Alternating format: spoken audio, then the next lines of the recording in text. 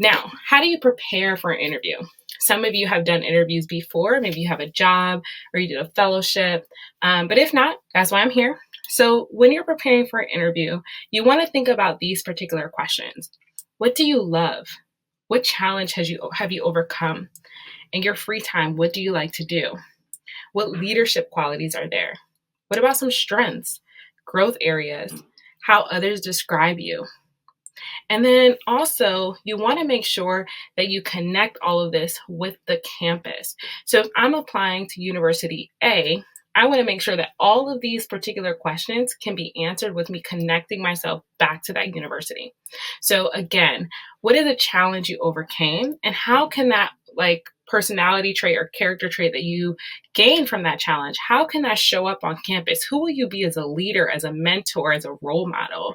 And then also, let's just say strengths or growth areas or leadership qualities.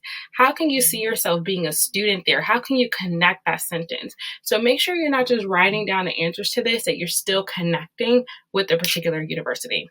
And then, of course, the majority of them are going to ask you, why should you get into this university?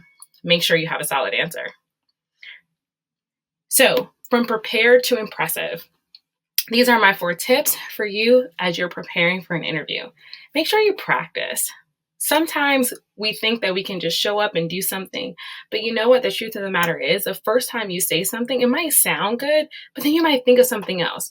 So I'm not saying that you have to practice so much, but practice at least once or twice. Have someone ask you interview questions, get an understanding what it feels like to be in the hot seat, right? Tell them to kind of throw you off guard. Even me, I've been teaching this content for so many years, and yet I had to practice to deliver it to you. Right? And so I just don't want you to think that if you have to practice, that means you're not good enough. Everybody's practicing. And to be honest with you, sometimes the admissions counselors practice interviewing other admissions counselors so they can be ready for your interview. Focus on breathing. Make sure your body language is relaxed, confident. Take your time. One of the best pieces of advice that someone gave me when it came to interviewing or just communicating to people at a conference or on a panel is that you have the permission to breathe. You don't have to know the answer right away. And you can actually say, that's a great question. Let me think about it. And let them sit in a little bit of silence, because silence means that you're processing and you're taking this answer seriously.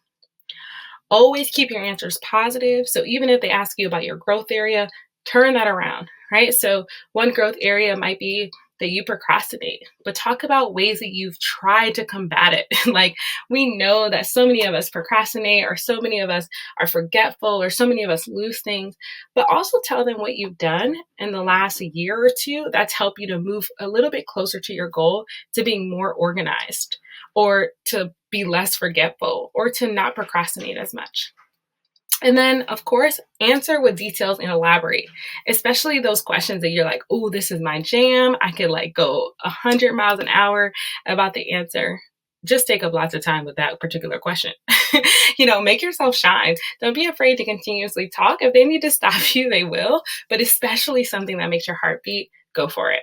So again, I want to make sure that if you decide to do an interview or a campus visit, understand every time you set foot in front of someone that works in the institution, even a student or a faculty member, they have an opportunity to vouch for you in the future. I'll see you for the action steps.